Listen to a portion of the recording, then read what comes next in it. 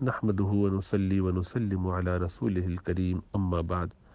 اللہ سبحانہ و تعالی نے قرآن مجید میں مرد کو جو ایک سے زائد شادی کرنے کی اجازت دی ہے، اس کی شرائط میں سے یہ ہے کہ وہ دونوں کے درمیان برابری کرے گا۔ فَإِنْ خِفْتُمْ أَلَّا تُقْسِطُوا فَوَاحِدَةً، اگر تم ان کے درمیان برابری نہ کرنے کا اندیشہ رکھتے ہو کہ نہیں ہو پائے گی، تو بس پھر تمہارے لیے ایک ہی ہے، پھر ایک ہی سے شادی کرو۔ تو ایک سے زائد شادی کرنے والے حضرات عموماً اس میں ناکام ہوتے ہیں۔ وجہ اس کی ہے کہ یہاں دوسری شادی کرنا عموماً کسی چڑ، نفرت، آپس کی چپقلش، اولاد کا نہ ہونا یا اس طرح کے ایسے جذبات پر مبنی ہوتا ہے کہ جو دلوں میں جوڑ، محبت، تعلق پیدا نہیں ہونے دیتے۔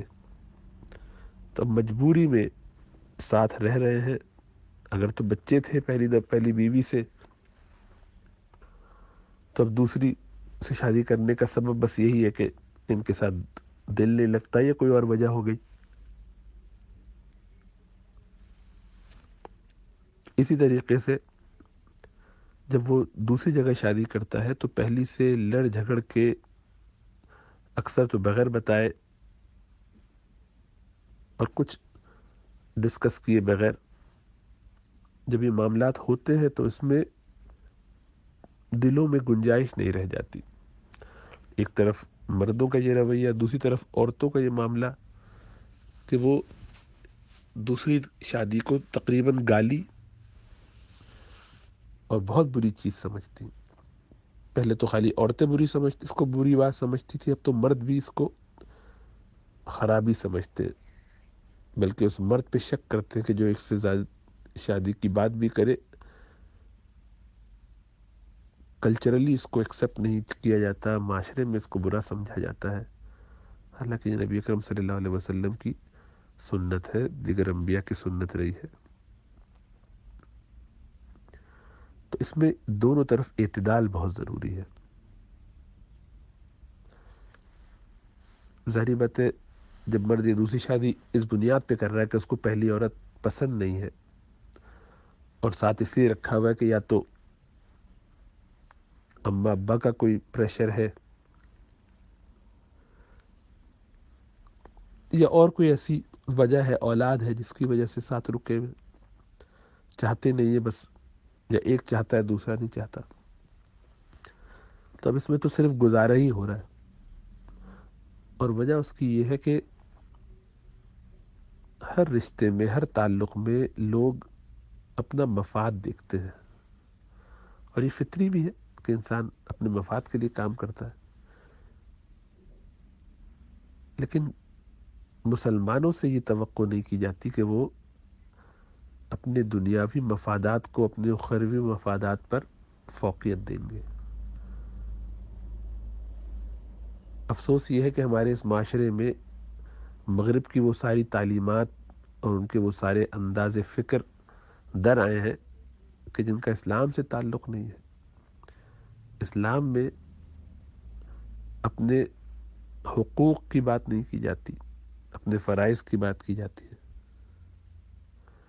چنانچہ آپ کو کہیں قرآن و حدیث میں ایسے معاملات نظر نہیں آئیں گے، ایسی کوئی ترغیب اور تعلیم، ایسا کوئی حکم نظر نہیں آئے گا کہ تمہارا یہ حق ہے، اس کو حاصل کرو، بلکہ جہاں والدین کے حقوق بیان ہو رہے ہیں وہ اولاد کو بتائے جا رہے ہیں کہ تمہارے والدین کے تم پر یہ حقوق ہیں، یعنی گویا تمہاری ذمہ داری یہ ہے ان کے حق میں۔ بیوی اور شوہر کو ان کے حقوق بتا کے یہ کہا جا رہا ہے کہ یہ تمہارے شوہر کے حقوق ہیں جو تمہیں ادا کرنے ہیں۔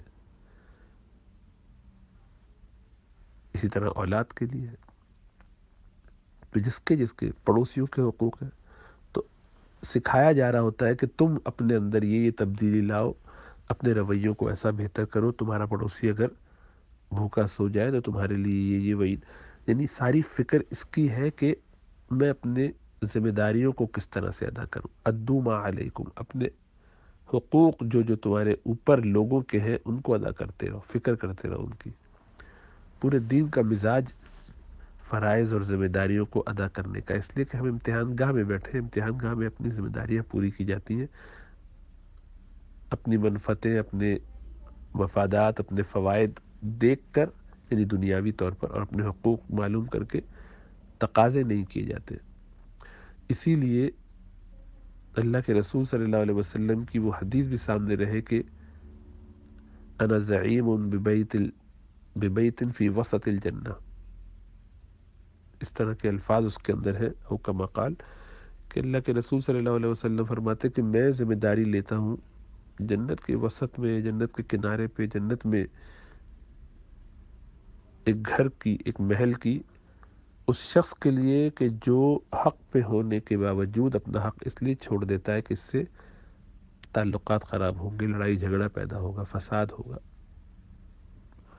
تو اللہ سبحانہ و تعالی ہم سے یہ چاہتے ہیں کہ ہم اپنی اپنی ذمہ داریاں پوری کر کے اس دنیا سے گزر جائیں۔ آخرت کی کامیابی جب نصیب ہو جائے تو پھر اس کے بعد وہاں پہ صرف مزے ہی مزے ہیں۔ اس کے ساتھ ضمن یہ بھی جاننا چاہیے کہ ہر انسان امتحان میں ہے، اس لیے اس پر امتحان کی کوئی نہ کوئی شکل ہمیشہ موجود رہے گی۔ یہ نہیں ہو سکتا کہ کوئی شخص دنیا میں رہے اور اس کو کوئی امتحان نہ ہے۔ کسی کو اولاد کی طرف سے امتحان ہوگا، کسی کو میاں کی طرف سے، کسی کو بیوی کی طرف سے، کسی کو سسرالیوں کی طرف سے، ورنہ نوکری کی طرف سے، مالی مشکلات، بیماری اولاد کی طرف سے، اپنی طرف سے۔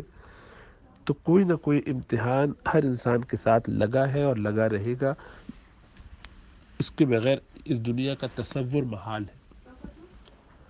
تو کوئی شخص ایسا نہیں ہے کہ جو امتحانات میں نہ ہو۔ اب اس امتحان میں کامیاب ہونے کا طریقہ کل یہ ہے کہ ہم استقامت کے ساتھ، حوصلے کے ساتھ، اللہ سبحانہ و تعالیٰ کے فیصلے پر راضی رہتے ہوئے لگے رہیں، جس حال میں اللہ نے رکھا ہے اس کے مطابق چلتے رہیں۔ ہاں، اس میں جہاں جہاں تبدیلیاں لا سکتے ہو مثبت انداز سے اس کی کوشش کریں، کوشش کر کے اپنی فکر آخرت کو سامنے رکھتے ہوئے تدبیر بھی کریں، لیکن اللہ کی تقدیر سے، اللہ سبحانہ و تعالیٰ کی طرف سے جو امتحانات ہوں اس سے لڑنے کی کوشش نہ کریں، اس کو اپنے لیے وبال نہ سمجھیں، کیونکہ امتحانات میں کامیابی کے لیے استقامت اور توبہ استغفار یہ بہت ضروری چیز ہے، شریعت کی پابندی یعنی، کیونکہ اگر یہ نہیں کیا جائے گا تو اس سے بڑھ کر امتحان آئے گا۔ جو اللہ سبحانہ و تعالیٰ کے فیصلوں پر راضی نہ ہو اس کے لیے اور پریشانی ہے۔ تو اب ہوتا کیا ہے کہ ہم ایموشنلی بہت زیادہ پریشان ہو جاتے ہیں، تو اس سے زیادہ مشکل سچویشن میں پھنس جاتے ہیں، تو اپنے آپ کو اس پر یکسو کرنا ہے۔ تو یہ تو بات ذہن میں رہنی چاہیے اصولی۔ اب ایسا شخص کہ جس کو اللہ سبحانہ و تعالیٰ نے یہ موقع دیا، آج کے زمانے میں تو یہ کم ہوتا ہے کہ وہ دوسری شادی کرتا ہے، اس کو چاہیے کہ سارے اس کے احکامات باقاعدہ اہل علم کے سامنے رکھ کر پوچھے اور معلوم کرے۔ ہوتا کیا ہے کہ اس میں معلومات کرنے کا طریقہ اپنے ان مولویوں سے معلوم کر لیتے ہیں یا اپنا ذاتی مطالعہ گوگل کر کے اندازہ لگا لیتے ہیں کہ کیا ہماری ذمہ داریاں ہیں۔ تو وہاں تو پرابلم یہ ہے کہ وہ سناریو جو آپ مولوی کو بتا رہے ہیں، مفتی کو بتا رہے ہیں، وہ ون سائیڈڈ ہے۔ آپ یہ بتا رہے ہیں کہ وہ ایسا ہے اس لیے میں نے ایسا کیا ہے، اس نے یوں کیا ہے اس لیے میں نے جسٹیفائی کر دیا۔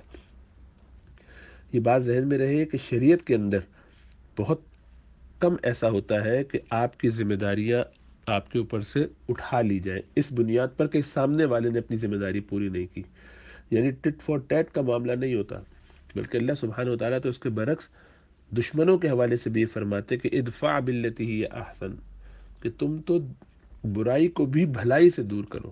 چنانچہ رسول اللہ صلی اللہ علیہ وسلم فرماتے کہ میرے رب نے مجھے 9 باتوں کا حکم دیا، ان میں سے ایک یہ ہے کہ جو مجھے دے، جو مجھے محروم کرے میں اس کو دوں، جو مجھ سے کٹے میں اس سے جڑوں۔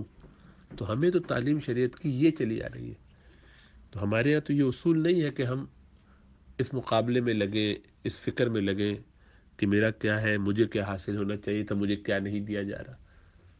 دوسری طرف یہ بھی ان ساری باتوں سے واضح ہو گیا ہوگا کہ ہماری توجہ اس پر ہونی چاہیے کہ مجھے کیا کرنا ہے، دوسرے کی طرف سے تو میں کچھ کر نہیں سکتا، یعنی میں یہ تو نہیں کر سکتا کہ اگلے کو بتاؤں کہ تم یہ کرو، وہ تو کر بھی لے تو بہت اچھا ہے، نہ کرے تو میرے اختیار میں کیا ہے۔ مجھے تو یہ دیکھنا ہے کہ میرے لیے اس رشتے میں کچھ خیر ہے کہ نہیں ہے. اگر تو اس کے علاوہ کوئی الٹرنیٹو ہے اور یہاں اس شخص کے ساتھ رہنے پہ میں تیار نہیں ہوں مثلا، تو الگ ہو جاؤں. شریعت نے راستہ کھلا رکھا ہے کورٹ کے ذریعے، یا خلا، یا مرد ہے تو طلاق، جو پسندیدہ تو نہیں ہے لیکن جائز ہے، اس لیے کہ ایسی صورتحال پیدا ہو گئی کہ اب ساتھ رہنا محال ہو گیا. تو اس کو کیا کرنا ہے اس کی فکر نہیں، مجھے کیا کرنا ہے یہ فکر ہونی چاہیے، اور اللہ سے رجوع کرنا چاہیے. اچھا، اب مسئلہ سمجھنے کی حد تک یہ بات لیکن ذہن میں رہے کہ کسی مرد کے لیے یہ درست نہیں ہے کہ وہ 2 شادیاں کرے اور اس کے بعد اس بات کو عذر بنا کے کہ مجھے چونکہ دلی طور پر اس سے محبت نہیں تو میں اس کے ساتھ وقت نہیں گزار سکتا. کم وقت گزارتا ہے، محبت نہیں دیتا. ظاہر میں، دل میں محبتوں کا فرق ہو سکتا ہے، ظاہر میں نہیں ہو سکتا. ٹائم برابر دینا ہوگا، دونوں کے ساتھ گھومنے پھرنے برابر جانا ہوگا. مولانا شفری تھانوی رحمۃ اللہ علیہ کی 2 بیویاں تھیں، تو انہیں کسی نے کہا کہ حضرت آپ نے تو دوسری شادی کے لیے راستہ کھول دیا. فرمایا کہ نہیں، میں نے تو راستہ بند کر دیا.